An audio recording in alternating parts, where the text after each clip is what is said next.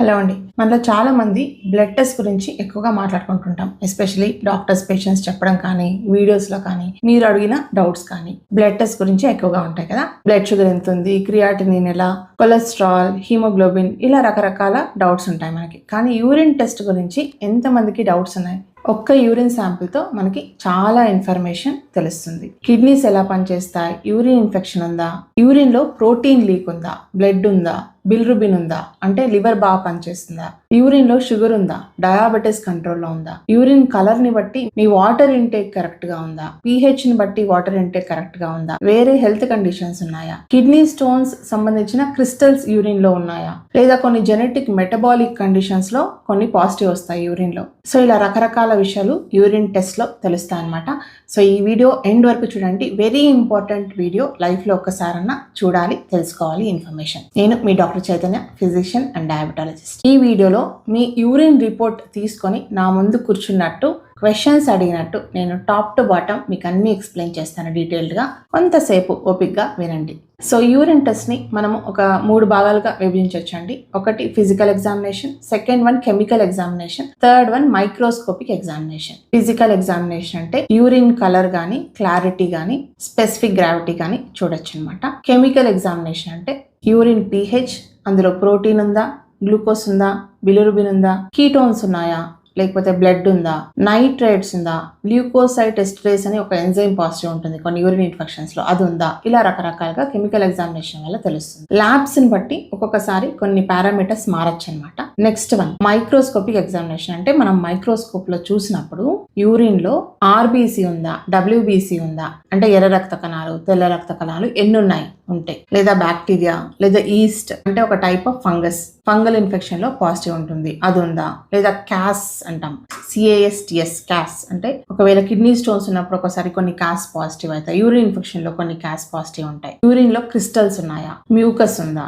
So ఇలా రకరకాలుగా కనిపిస్తాయి అనమాట యూరిన్ మైక్రోస్కోపిక్ ఎగ్జామినేషన్ లో. సో నేను మళ్ళీ ఒక్కొక్క దాని గురించి డీటెయిల్డ్ గా ఎక్స్ప్లెయిన్ చేసే ముందు ఒక పాయింట్ చెప్తాను. యూరిన్ శాంపిల్ ఎప్పుడు కరెక్ట్ గా ఇవ్వాలి. Clean catch mid stream urine ఇవ్వాలి.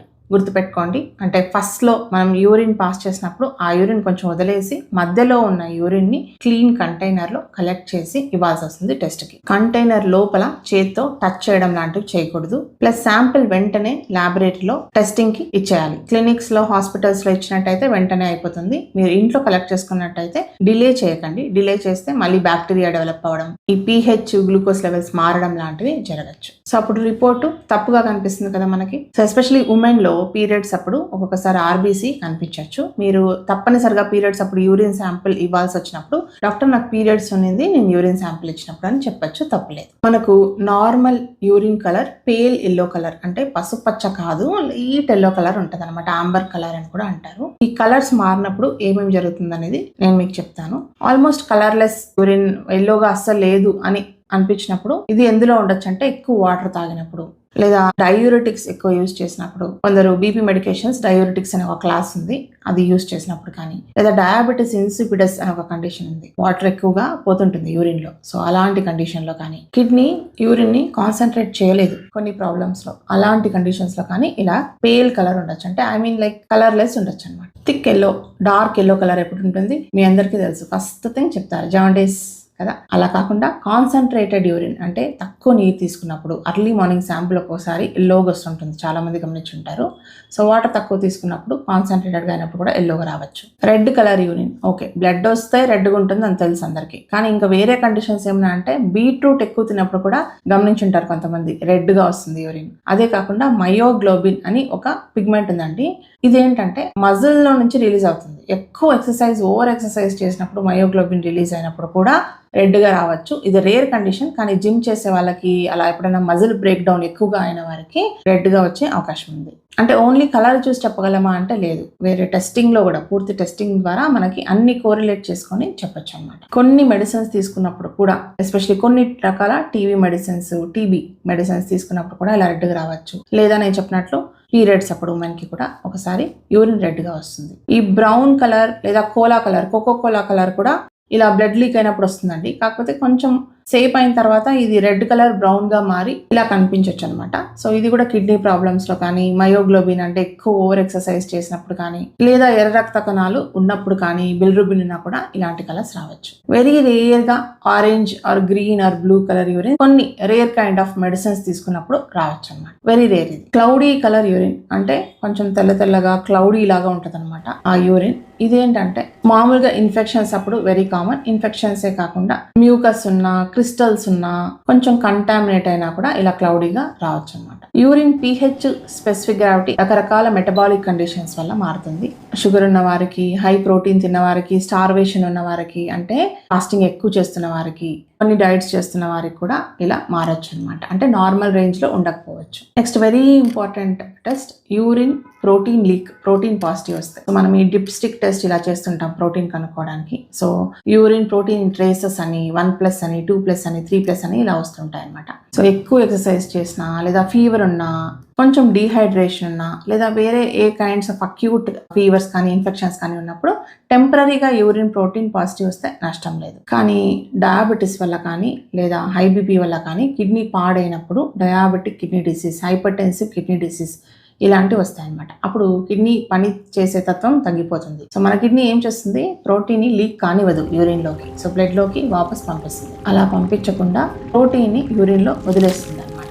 సో వేరే కండిషన్స్ లో గ్లోమెరులార్ డిసీజ్, నెఫ్రోటిక్ సిండ్రోమ్, ఇది కిడ్నీ డిసీజెస్, ఇలాంటి వాటిల్లో ప్రోటీన్ లీక్ ఉన్నప్పుడు చాలా జాగ్రత్తగా ఉండాలి.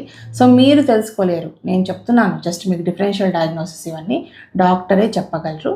మీకు ఒక ఐడియా కోసం, జనరల్ అవేర్నెస్ కోసం ఇలా రకరకాలుగా ఉంటాయని చెప్తున్నాను. సో అలాని యూరిన్ లో ప్రోటీన్ లేదు, నా కిడ్నీ సూపర్ గా పనిచేస్తుంది అని చెప్పడానికి లేదు. అదొక్కటే ఫ్యాక్టర్ కాదు కిడ్నీ పనితనాన్ని చెక్ చేయడానికి. సో వేరే బ్లడ్ టెస్ట్ కూడా ఉన్నాయి, స్కాన్స్ ఉన్నాయి. సో ఇలా రకరకాలుగా చెక్ చేస్తాం అనమాట. డయాబెటీస్ లో urine albumin to creatinine ratio అని ఒక టెస్ట్ ఉంటుంది. అది కూడా చాలా చాలా ఇంపార్టెంట్ టెస్ట్. నేను రకరకాల వీడియోస్ లో, షుగర్ వీడియోస్ లో, డయాబెటీస్ వీడియోస్ లో చెప్పింటాను ఆల్రెడీ. సో గుర్తుపెట్టుకోండి, urine albumin to creatinine ratio. So less than 30 normal అండి. 30 to 300 అంటే మోడరేట్లీ ఇంక్రీస్డ్ అని చెప్పొచ్చు.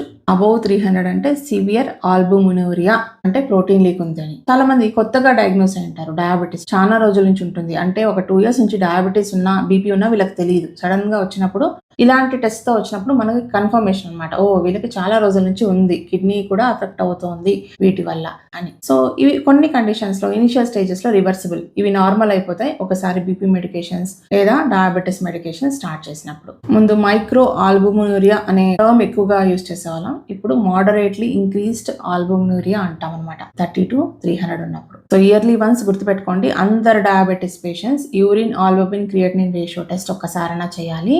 ప్లస్ సీరం క్రియాటినిన్, EGFR ఇలాంటి టెస్ట్ అన్ని చేయాలి. టెస్ట్లు రాస్తుంటే ఊరికే టెస్ట్లు రాస్తా డాక్టర్స్ అని కాదు అర్థం.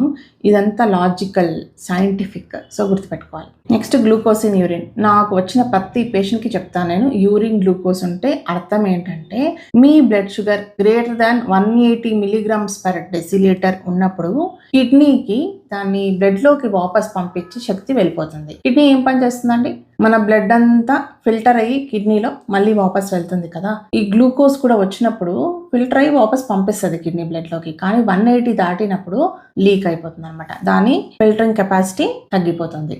సో యూరిన్ లో గ్లూకోజ్ ఉందంటే అర్థం ఏంటి, గ్రేటర్ దాన్ 180 mg/dL ఉన్నింది మీ బ్లడ్ లో అని అర్థం. సో యూరిన్ గ్లూకోజ్ ఉంటే కంపల్సరీ డయాబెటీస్ అంటే నో, ఇది కన్ఫర్మేటరీ టెస్ట్ కాదు. మన fasting sugars, HbA1c confirmatory test. నా వీడియోస్ ఫాలో అయ్యే వారికి ఈ విషయం కూడా నేను మల్టిపుల్ టైమ్స్ చెప్పింటాను. SGLT2 ఇన్హిబిటర్స్ అని ఒక క్లాస్ ఆఫ్ డయాబెటిక్ మెడికేషన్స్ ఉన్నాయి. అంటే డయాబెటీస్ లో ఇచ్చే ఒక రకమైన మందులు వాడినప్పుడు దాని ప్రభావం వల్ల, అంటే దాని మెకానిజం ఆఫ్ యాక్షన్ ఏంటంటే అది బాడీలో ఉన్న ఎక్సెస్ ఎక్కువ గ్లూకోజ్ ని యూరిన్ లో పంపించేస్తుంది అనమాట. తద్వారా షుగర్ ని బ్లడ్ లో తగ్గిస్తుంది. సో ఇవి తీసుకున్నప్పుడు కూడా యూరిన్ గ్లూకోజ్ పాజిటివ్ రావచ్చు. సో అది కంగారు పడాల్సిన విషయం కాదు. నేను మీతో ఒక స్టోరీ కూడా షేర్ చేసుకున్నాను. నాకు ఒక పేషెంట్ వచ్చారు. వారేంటంటే సమ్ ఫారిన్ కంట్రీకి వెళ్ళాలి. సో వాళ్ళకి మెడికల్ క్లియరెన్స్ కావాలి. ఒక స్టాండర్డ్ అథారిటీ దగ్గరికి వెళ్ళారు మెడికల్ క్లియరెన్స్ కి.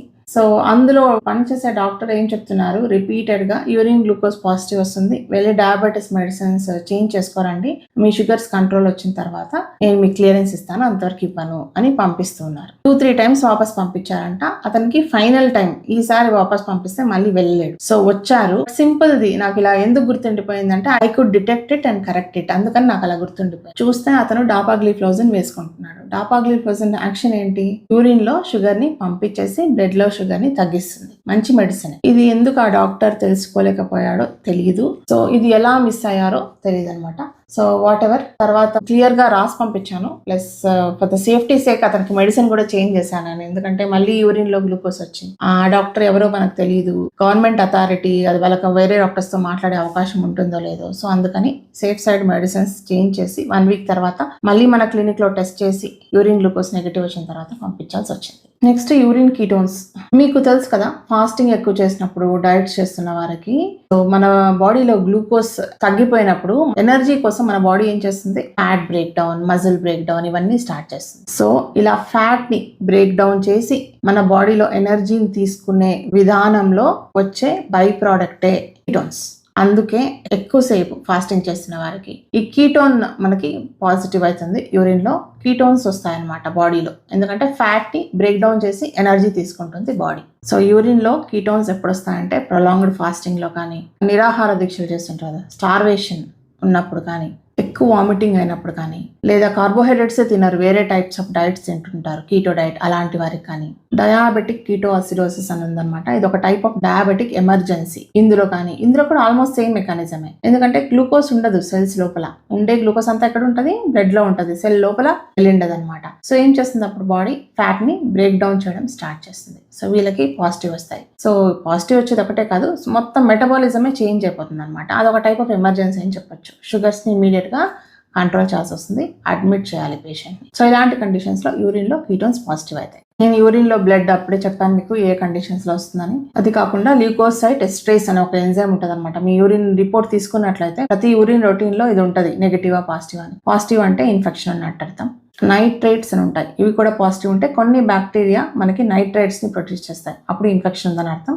అలా అని నైట్రేట్స్ నెగిటివ్ అంటే ఇన్ఫెక్షన్ లేదని చెప్పలేదు. సో ఒకసారి డైరెక్ట్ బ్యాక్టీరియా కూడా పాజిటివ్ అని రావచ్చు. సో బ్యాక్టీరియల్ ఇన్ఫెక్షన్ ఉంటాయి. కాస్ట్ అని చెప్పాను, CASTS. ఒక విధంగా చెప్పాలంటే అచ్చులు అనొచ్చు, దాని గుర్తులు అనొచ్చు. ఒకలా కిడ్నీ డిసీజ్ లో కిడ్నీ గుర్తులుగా కొన్ని వస్తాయి అనమాట. డీహైడ్రేషన్ ఉన్నప్పుడు హైలిన్ క్యాస్ట్ అని, కిడ్నీ కండిషన్ లో బ్లీడింగ్ వచ్చినప్పుడు RBC క్యాస్ట్ అని, కిడ్నీ ట్యూబ్యూల్స్ ఉంటాయి అనమాట, అది డ్యామేజ్ అయినప్పుడు గ్రాన్యులర్ క్యాస్ట్ అని. ఇలా రకరకాల క్యాస్ట్ పాజిటివ్ వస్తే డాక్టర్ డిటెక్ట్ చేస్తారు, అది మీరేం వరీ అవ్వకండి ఏ కండిషన్ లో ఏ క్యాస్ట్ ఉంటాయి అనేది. కొన్ని calcium oxalate crystals, uric acid, cystine crystals, ఇలా కిడ్నీ స్టోన్స్ అప్పుడు అంటే ఏ టైప్ ఆఫ్ స్టోన్ పాజిటివ్ ఉందని కూడా మనకి కొంచెం ఐడియా రావచ్చు యూరిన్ శాంపిల్ లో, ఈ యూరిన్ క్రిస్టల్స్ పాజిటివ్ ఉన్నప్పుడు. సో కిడ్నీ స్టోన్స్ లో ఈ క్రిస్టల్స్ ఉంటాయి పాజిటివ్. యూరిన్ లో బిలిరుబిన్ పాజిటివ్ రావచ్చు. ఈ బిలిరుబిన్ పాజిటివ్ వస్తే మనం లివర్ బ్లడ్ టెస్ట్ తో కోరిలేట్ చేసుకోవాలి, అక్కడ సీరం బిలిరుబిన్ పాజిటివ్ ఉందా, అన్కాంజుగేటెడ్ బిలిరుబిన్ అని ఒక టైప్ ఉంటుంది, అది పాజిటివ్ ఉందా, కాంజుగేటెడ్ బిలిరుబిన్ పాజిటివ్ ఉందా. అంటే లివర్ ప్రాబ్లం ఉంది, లివర్ ఇన్ఫెక్షన్ ఉంది, లివర్ ఇన్ఫ్లమేషన్ ఉంది, అది ఏ కండిషన్ లో ఉందని మనము ఫర్దర్ టెస్ట్ చేయాల్సి వస్తుంది. ఇది కాకుండా బర్నింగ్ యూరినేషన్ తో వస్తారు, అంటే బర్నింగ్ వస్తుంది యూరిన్ లో ఉన్నప్పుడు, ఎక్కువ సార్లు యూరిన్ పోతుంటారు. ఇలా రకరకాల సిమ్టమ్స్ ఉన్నప్పుడు రకరకాల కండిషన్స్ ఉంటాయి.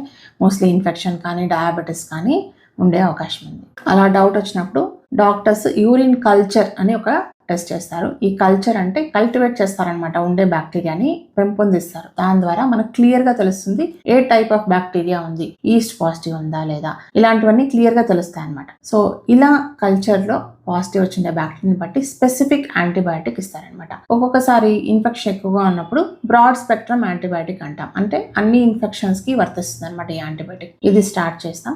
సో ఆ కల్చర్ అండ్ సెన్సిటివిటీ అనే టెస్ట్ ఉంది కదా, అందులో మనకు క్లియర్ గా తెలుస్తుంది ఏ యాంటీబయాటిక్ ఈ బ్యాక్టీరియా మీద పనిచేస్తాయి అని. అవి పేషెంట్ ని బట్టి మారుతాయి. సపోజ్ ఒక పేషెంట్ కి యూరిన్ ఇన్ఫెక్షన్ వచ్చింటే నార్ఫ్లాక్సిసిన్ పని చేయొచ్చు, సెన్సిటివ్ రావచ్చు. ఇంకొక పేషెంట్కి అదే రెసిస్టెంట్ రావచ్చు. సో దాన్ని బట్టి డాక్టర్ కరెక్ట్ చేయాల్సి వస్తే మళ్ళీ ఇంకో యాంటీబయాటిక్ యాడ్ చేసి కరెక్ట్ చేస్తారు, లేదా ముందు ఇచ్చిన యాంటీబయాటిక్ సరిపోయినట్టయితే అదే కంటిన్యూ చేస్తారు, లేదా ముందు యాంటీబయాటిక్ స్టార్ట్ చేయనట్లయితే మళ్ళీ ఇప్పుడు స్టార్ట్ చేస్తారనమాట. సో యూరిన్ టెస్ట్ కన్ఫర్మేటరీ అంటే ఇది ఒక్క టెస్ట్లో ఇది పాజిటివ్ ఉంటే 100% కన్ఫర్మేటరీ అని చెప్పడం చాలా వరకు కుదరదు. సో బ్లడ్ టెస్ట్ చేసి పేషెంట్ని హిస్టరీ అడిగి ఎగ్జామినేషన్ చేసి వాళ్ళ వైటల్స్, బీపీ, షుగర్లు ఇవన్నీ చెక్ చేసి డాక్టర్స్ ఒక కండిషన్ని డయాగ్నోస్ చేసి ట్రీట్మెంట్ చేస్తారనమాట. సో యూరిన్ టెస్ట్ ఒక వేస్ట్ టెస్ట్ కాదు. అలాగని యూరిన్ టెస్ట్లో అన్నీ తెలిసిపోతాయంటే లేదు. నేను ఈ వీడియో చేసింది మీకు జనరల్ ఇన్ఫర్మేషన్ అండ్ అవేర్నెస్ కోసం మాత్రమే, సొంతంగా డయాగ్నోస్ చేసుకోవడానికి కాదు. ఎందుకంటే ఒక వీడియోలో నేను మెడిసిన్ అంతా కూడా ఎక్స్ప్లెయిన్ చేయలేను, చేసినా కూడా మీకు అర్థం అవడం కంప్లీట్గా కష్టం. So self diagnosis, ChatGPT diagnosis లేదా సెల్ఫ్ మెడికేషన్, ChatGPT మెడికేషన్ లేదా మెడికల్ షాప్లో డైరెక్ట్గా పోయి యాంటీబయాటిక్స్ తీసుకోవడం ఇలాంటివన్నీ చేయొద్దండి. సో యూరిన్ రిపోర్ట్ గురించి మీకు ఎప్పుడన్నా ఏదైనా డౌట్ వచ్చిందా, ఏదైనా కన్ఫ్యూజన్ వచ్చిందా? సో ప్రీవియస్గా యూరిన్ రిపోర్ట్ వల్ల మీకు ఏదైనా ఎక్స్పీరియన్స్ ఉందా? కమెంట్లో మెన్షన్ చేయండి. అలాగే ఎక్కడి నుంచి చూస్తున్నారో కమెంట్లో మెన్షన్ చేయండి. సో చాలా రోజుల ముందే రిక్వెస్ట్ వచ్చింది యూరిన్ టెస్ట్ గురించి వీడియో చేయండి అని. సో ఇప్పటికి కుదిరింది. హోప్ ఈ వీడియో మీకు హెల్ప్ అయింది అనుకుంటున్నాను. మీకు ఫర్దర్ ఏదైనా టాపిక్స్ గురించి వీడియోస్ కావాలంటే కమెంట్స్లో మెన్షన్ చేయండి, నాకు కూడా ఒక ఐడియా వస్తుంది. అన్ని వీడియోస్ ఎడ్యుకేషన్ అండ్ ఇన్ఫర్మేటివ్ పర్పసెస్కి మాత్రమే చేస్తున్నాం. ఈ వీడియో అందరికీ షేర్ చేయండి. హెల్త్ గురించి తెలుసుకోవడం మన బాధ్యత. సో మరి ఉంటాను. నమస్తే, మీ డాక్టర్ చైతన్య.